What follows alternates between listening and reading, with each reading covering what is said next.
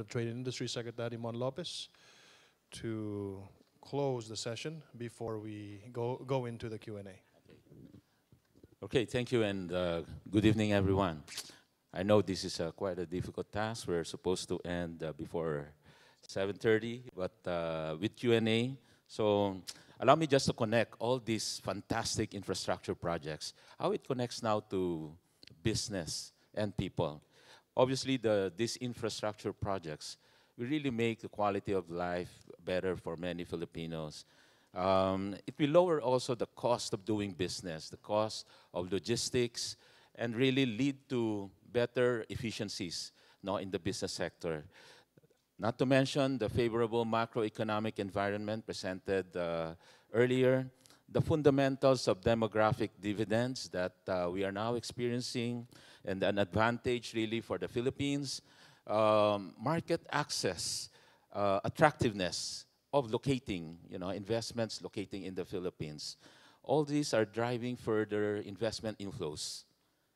And at the end of the day, this will really redound to creating more opportunities to empower the Filipinos. And this is really what, at the end of the day, Dutertenomics is all about, empowering the Filipinos and bringing prosperity for all. Next chart, please. We in the DTI, as we connect to business, industry, investments, and trade, our slogan is very simple. Magbigay ng oportunidad at abilidad para lahat ay umunlad.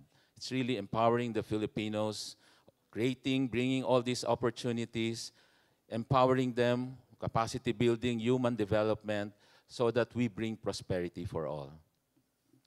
Uplifting the quality of life of Filipinos, addressing inequality, creating industries that are innovative, job-generating, and inclusive. Thank you. Next. We've seen some numbers, very good growth rate, and that's the reason why we're creating this growth momentum, showing 6.8% growth, and a growth that is really backed up by solid growth from manufacturing, which used to grow by 2 to 3%, and now we're hitting 8%. Manufacturing sector is creating decent jobs for many of our countrymen. That, again, is creating job opportunities. Next. Human capital advantage is what many investors see in us. English-speaking, honesty with integrity. You see less of industrial spice. Filipinos are known to be resourceful, creative.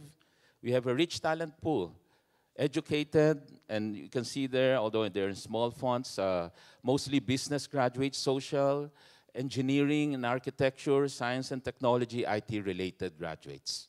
Next. Bright spot also, we've been, because of all these things happening, and more so we will see more of this as we get to implement and see all of this infrastructure. Many of these are also considered economic infrastructure that will really make Philippines a very attractive investment haven. And just recently we pushed for a stronger momentum, 7.9 billion FDI, that's about 41% growth. Our recent record, January to April, the latest number for the Board of Investment, registered 31% growth. We used to hit only single digit in the past. Next. Of course, what the investors also see is a great, large market that we have. So 101 million Filipinos, but since we're part of the ASEAN Economic Community, locating in the Philippines gives them a gateway to the ASEAN market, and that's 620 million population or market. The nice thing is ASEAN, and we in the Philippines, part of ASEAN, ASEAN is a partner with 6 other dialogue partners. You have Korea, Japan, India, China, South Korea, Australia, New Zealand. All in all, 3.5 billion market, a much larger market from the 620 million. And that's about 1/2 already of the world's population and 1/3 of the world's economy. Not to mention also that locating in the Philippines gives them access, GSP preferential treatment to US and to EU. That means 0% tariff on products that are produced in the Philippines to markets like US and EU. Next, please. And of course, with all this very good thing happening, the economic momentum, infrastructure development that we've seen, the demographic sweet spot, rapid trade and investment growth momentum, the social infrastructure, human capital, the ASEAN RCEP, GSP, market access, plus I would say in the recent months, we've seen how our president has worked beyond securing peace and order, law. He is our greatest trade and investment ambassador. Whenever he sees his counterpart, the leaders, he's the one promoting export, telling them to buy more of our Philippine products, telling them, why not invite your investors to look into the Philippines? We have so much to offer. And because of that independent foreign policy, it allows us now to open doors and strengthen the ties. Countries we've never really got close before. I mean, China, Russia, stronger ties with Middle East, and we've just finished our Middle East tour last Holy Week. We were having meetings during Good Friday and Easter Sunday, while others are enjoying in the beaches. But that's fine with us. And of course, strengthen the relationship with Japan. And just to give you an example, maybe we can look at the next slides. Yes, just for China alone, the market we've opened up, business to business, 15 billion commitment, 250,000 new jobs. We've mentioned also the ODA and grants that China has allocated for the country, $9 billion. And this is not all, just a commitment. We just signed actual purchase orders or POs. No? So actual orders at all, $1.7 billion worth of agriculture and non-agriculture products. These are really for exports, the mango, bananas, pineapples, and that means more jobs, more income for farmers that are producing all these orders from China. The good thing here is that because, again, of that good relationship led by our president and President Xi Jinping, China now, whenever we export and would have, let's say, encounter problems on products, before, products get to be banned, and then exporters get to be suspended.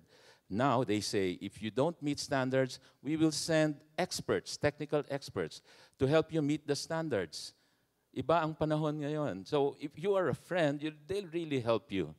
And that's the beauty of the current relationship we have. You have a problem, we'll send you technical experts so that all your products can be exported to China. Not to mention the 10.4 billion, again, another B2B ventures in iron and steel, gasification projects, and many more. Food processing and agriculture. And also more concrete business matching, micro SMEs, connecting our SMEs with their SMEs. And this we've done with our counterpart, and I remember even the Vice Premier of China. And yours truly led this business-to-business matching session a few weeks ago. Next. For Japan alone, more business-to-business deals being closed. And again, not just on paper. Recently, we've opened already and launched the Mitsubishi, doing locally the Mitsubishi Mirage G4. We've launched it in Malacanang with the president there and the chairman of Mitsubishi Japan coming over. And pretty soon, Mr. T, Toyota Vios, will be also locally produced. Just last Friday, I attended the opening, one agreement signed in Japan last October, this Nippon Freuhof wing van, all this wing van that you see at the back of pickup trucks will now be locally produced by our friend, entrepreneur, the Juan family, Centro, and they will be locally produced. 14.5 billion investments, commitment, just from Tsuneshi alone, from Ichijo, and other companies that will create 26,000 new jobs. So again, all this will redound to new jobs, more income for our people, more income for farmers. And then, of course, the Sogo Socias, many of us here in the economic team have met the Sogo Socias when we were in Japan last February.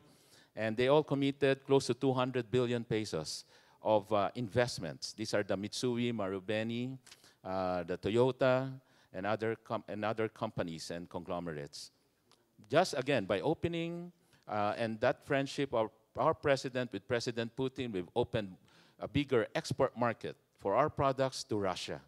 Immediately in that first bilateral meeting we have, Russia committed to buy $2.5 billion of agriculture products, again, benefiting farmers. The current level we have right now is only $40 million. So this is a far cry, $2.5 billion, all new market for our products. Next. And by the way, before we leave Japan, actually there were other items signed, and this is the one led by the group of Injapsia here with the counterpart for egg production that will supply many restaurants, and they've broken ground looking for the facility about to be built, no? And so again, these are not only commitments but actual implementation. And that's the crowd that we had last February in Japan. Next. And then recently in Middle East, we were able to build all these commitments, 925 million. 250 million of these, for example, is in Davao, and actual business already being implemented to be expanded, expanding in Sarangani from a 500 hectare in Davao to 10,000 hectares in Sarangani, expanding pineapple and other agricultural products. With the signing also of our investment promotion and protection agreement with Qatar, it opens, again, a new door for allocating from the Qatar Sovereign Fund $1 billion initially, for starter. And then that fund can allocate more than $1 billion in the years to come. Next. So all this translates to new jobs and business opportunities for micro SMEs. So we have to also equip and make sure that we have a vibrant, innovative, and much powerful micro SME sector. These are not the usual and typical SMEs that we see around, but really entrepreneur-like, smart entrepreneurs. Next. And I'll just simply summarize a lot of efforts we're doing.